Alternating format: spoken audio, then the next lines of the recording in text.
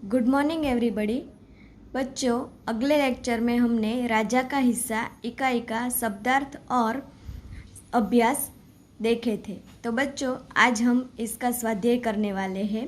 स्वाध्याय 1 में जो प्रश्न दिया गया है, प्रश्न 1, प्रश्नों के उत्तर लिखिए, जिसमें पहला प्रश्न है, राजा भोज ने भ्रमण करते हुए क्या देखा। तो बच्चों, राजा भोज ने भ्रमण करते हुए क्या देखा था? तो राजा भोज जब भ्रमण करते हुए निकले थे तो उसने एक गांव के निकट पहुँचे। वहाँ उन्होंने देखा कि एक खेत में एक किसान हल चला रहा है, मगर उसके हल में एक ही बैल है। दूसरे बैल के स्थान पर किसान की स्त्री हल खींच रही है। दूसरा प्रश्न है, राजा भोज ने किसान के पास जाकर क्या कहा। तो राजा भोज ने किसान के पास जाकर कहा कि भले आदमी, तुम यह क्या अत्याचार कर रहे हो? भला कहीं स्त्री को तो हल में जोता जाता है। इसी तरह यहाँ तीसरा जो प्रश्न दिया गया है, किसान की पत्नी खेती के काम में क्यों मदद कर रही थी। तो इसका जवाब है, किसान के 2 बैल में से एक बैल मर गया था। दूसरा बैल खरीदने के लिए किसान के पास धन नहीं था। खेत की जुताई करना बहुत ज़रूरी था, क्योंकि जुताई न होती तो बोवाई कैसे होती, और बोवाई नहीं होती तो किसान को अन्न न मिलता। किसान की इसी मजबूरी के कारण उसकी पत्नी बैल की तरह हल खींचकर खेती में मदद कर रही थी। चौथा जो प्रश्न है, राजा भोज के 2 बैल मिलने पर किसान की फसल में क्या फ़र्क हुआ। तो बच्चों, इसका जवाब क्या आएगा? इसकी फसल में क्या फ़र्क हुआ था? तो किसान को राजा भोज के 2 बैल मिलने पर खेत में हल चलाना आसान हो गया था। इसके कारण किसान के खेत में इस बार बहुत अच्छी फसल हुई थी। लेकिन एक आश्चर्य की बात भी हुई थी। खेत के जितने हिस्से में राजा भोज ने हल चलाया था उसमें मोती उगे थे, और बाकी के हिस्से में अच्छे किस्म के गेहूं उगे थे। 5वां जो प्रश्न है, किसान शर्मिंदा क्यों हो गया। तो किसान को पता नहीं था कि अपने 2 बैल देकर जिसने उसकी सहायता की है वह और कोई नहीं, स्वयं राजा भोज है। इसीलिए जब महाराज ने किसान को अपना परिचय दिया तब वह शर्मिंदा हो गया। 6ठा प्रश्न है, किसान ने क्या कहने पर राजा भोज ने मोती स्वीकार किए। तो किसान ने राजा भोज से कहा कि मेरे खेत में उगे मोती आपके ही परिश्रम का फल है, इसीलिए आप इनका स्वीकार कर ले। अगर आप स्वयं नहीं स्वीकार करते तो इन्हें राजकोष में जमा कर दीजिए और गरीबों की भलाई में इनका उपयोग कीजिए। 7वां प्रश्न है, राजा भोज किसान से क्यों प्रभावित हुए। तो बच्चों, क्यों प्रभावित हुए थे राजा भोज किसान से। तो किसान के पास एक ही बैल था, इसीलिए हल में दूसरे बैल की जगह अपनी पत्नी को जोतकर वह हल चला रहा था। राजा भोज चाहते थे कि किसान थोड़ी देर के लिए हल चलाना बंद करें और उनकी बात सुने। तब किसान ने कहा कि उनकी बात सुनने के लिए वह अपना काम नहीं रोक सकता। यदि वे कुछ कहना चाहते हैं तो उसके साथ चलते चलते कहे। अपने काम के प्रति किसान की यह लगन देखकर राजा भोज बहुत प्रभावित हुए थे।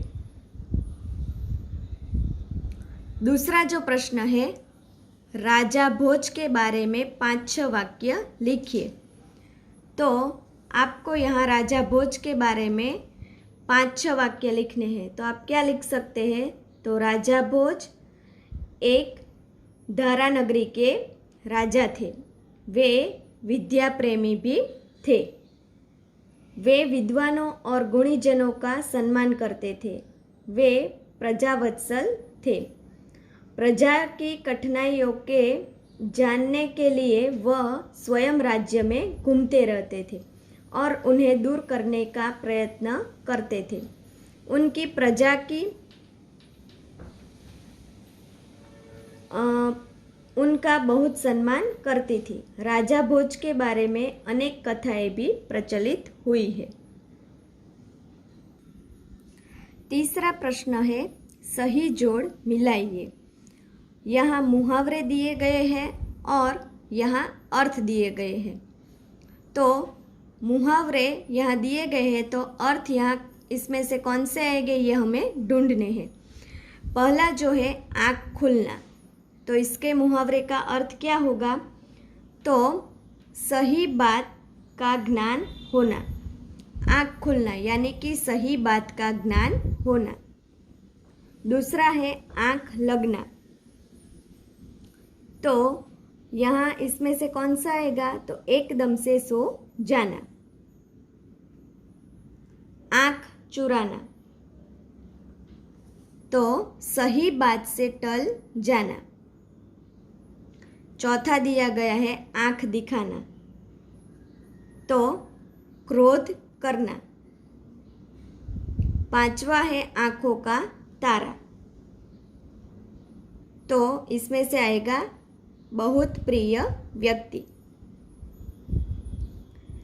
छठा है आँखों में चमक आना, तो इसका आएगा प्रसन्न होना। प्रश्न 4 है, उपर्युक्त मुहावरों का वाक्य में प्रयोग कीजिए। तो हमने जो यहाँ मुहावरे और उसके सही अर्थ लिखे, तो इसका हमें यहाँ वाक्य में प्रयोग करना होगा। पहला जो दिया गया था आँख खुलना, यानी कि हमने इसका क्या अर्थ किया था? सही बात का ज्ञान होना। तो इसका वाक्य में प्रयोग क्या होएगा? व्यवसाय में नुकसान होते ही सेठ जी की आँख खुल गई। आपको जो पसंद है वो भी आप अपने हिसाब से लिख सकते हैं। दूसरा है आँख लगना, यानी कि एकदम से सो जाना।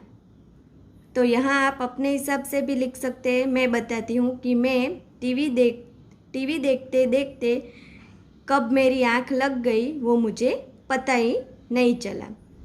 तीसरा है आँख चुराना, यानी कि इसका अर्थ क्या था? सही बात से टल जाना। तो इसका वाक्य में प्रयोग क्या होगा? कुछ कारण जरूर है इसीलिए वह मुझसे आँख चुराने लगी। चौथा है आँख दिखाना, यानी कि क्रोध करना। तो इसका वाक्य में प्रयोग है, जरा सी गलती होने पर टीचर मुझे आँख दिखाने लगे। पांचवा है आँखों का तारा, यानी कि बहुत प्रिय व्यक्ति। तो यहाँ हम लिखते हैं कि मैं मेरी माँ और पिता की आँखों का तारा हूँ। छठा है आँखों में चमक आना, तो इसका क्या अर्थ था? प्रसन्न होना। तो इसका वाक्य में प्रयोग होगा, प्रिय मित्र को देखते ही साहिल की आंखों में चमक आ गई।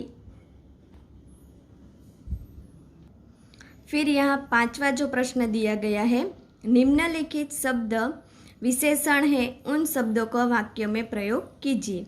तो बच्चों, सुबह इकाई में हमने पढ़ा था कि विशेषण किसे कहते हैं। यहाँ हम फिर से याद कर लेते हैं कि विशेषण किसे कहते हैं। विशेषण यानी कि संज्ञा की विशेषता बताने वाले शब्दों को विशेषण कहते हैं। हमने विशेषण के कई प्रकार देखे थे, जिसमें से गुणवाचक विशेषण, संख्यावाचक विशेषण, परिमाणवाचक विशेषण और सार्वनामिक विशेषण पढ़े थे। तो यहाँ हमें सिर्फ जो विशेषण दिया गया है इसका वाक्य में ही प्रयोग करना है। एक उदाहरण भी यहाँ दिया गया है। पहला, किसान के पास एक बैल था। तो आप कोई भी वाक्य में प्रयोग कर सकते हैं। दूसरा दिया गया है प्रजावत्सल। तो यहाँ इस इकाई में भी आया था कि राजा भोज बड़े प्रजावत्सल राजा थे। फिर दिया गया है बड़ा। राधा सबसे बड़ी बहन है।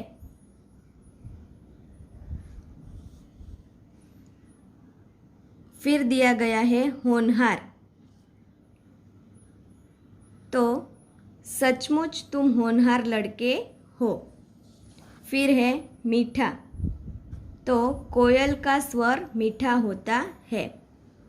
फिर दिया गया है मेहनती, यानी कि भारत के किसान बहुत मेहनती है। छठा जो प्रश्न है, नीचे दिए गए चित्र का वर्णन कीजिए और लिखिए। तो यहाँ एक चित्र दिया गया है, इसका वर्णन आपको करते हुए वाक्य में प्रयोग करना होगा। तो यहाँ जो चित्र हमें दिखता है वह एक गांव का दृश्य दिखाई देता है। तो इसके बारे में आपको यहाँ लिखना होगा। मैं आपको बता देती हूँ पहले वाक्य में प्रयोग करके। इस चित्र में एक समृद्ध गांव का दृश्य दिखाई देता है। गांव में कुछ पक्के मकान और कुछ साधारण घर है। गांव में एक मंदिर भी है, उसके शिखर पर ध्वजा लहरा रही है। गांव के बाहर एक पक्का कुआं है। कुएं से कुछ दूर एक बैल खड़ा है। गांव में जाने का रास्ता साफ सुथरा है। यह हमें दिखाई देता है। एक लड़का और एक लड़की गांव में जा रहे हैं। चित्र में एक और गांव से लगे हुए खेत है। एक खेत में तैयार फसल दिखाई देती नजर आ रही है। पौधे पर बालियां है। खेत में बैठे हुए व्यक्ति के हाथ में हंसिया है। खेत में धान के पौधे हैं। खेतों के आसपास यहाँ पेड़ हमें दिखाई देते हैं। इस प्रकार चित्र में दिखाया गया गांव सचमुच सुंदर है। प्रश्न 7 अ निम्नलिखित परिच्छेद का अपनी मातृभाषा में अनुवाद कीजिए। तो ये इकाई का हमने अनुवाद अगले लेक्चर में कर लिया था। तो यहाँ जो वाक्य दिया गया है वह मैं पढ़ती हूँ और आपको भी सोचना होगा। राजा भोज ने रथ रोका और किसान के पास जाकर कहा, भले आदमी, तुम यह क्या अत्याचार कर रहे हो? भला कहीं स्त्री को भी हल में जोता जाता है? तो इसका अनुवाद क्या होएगा? राजा भोजे रथ રોક્યો અને ખેડૂત પાસે જઈને કહ્યું, ભલા માણસ, તું આ કેવો અત્યાચાર કરી રહ્યો છે? અરે સ્ત્રીને તો ક્યાંય શું હળમાં જોતરાતી હશે? ब दिया गया है, बक्से में जो शब्द कार्ड है उनको शब्दकोश के क्रम में लिखिए। यहाँ बक्से में जो अलग अलग शब्द कार्ड दिए गए हैं उनमें से हमें शब्दकोश के क्रम में लिखने होंगे। तो यहाँ कौन कौन से आएंगे शब्दकोश के क्रम में? पहले क से शुरू होता है किसान, फिर आएगा ख से खेत, फिर आएगा प्रजा, फिर फसल, फिर आएगा बैल, उसके बाद राजा और अंत में आएगा स्त्री। इसी तरह आपको शब्दकोश के क्रम में यह लिखना होगा। तो बच्चों, आज जो हमने किया स्वाध्याय वह आपको अपनी नोटबुक में स्वच्छ और सुवाच्य अक्षर में लिखना होगा और याद भी रखना होगा।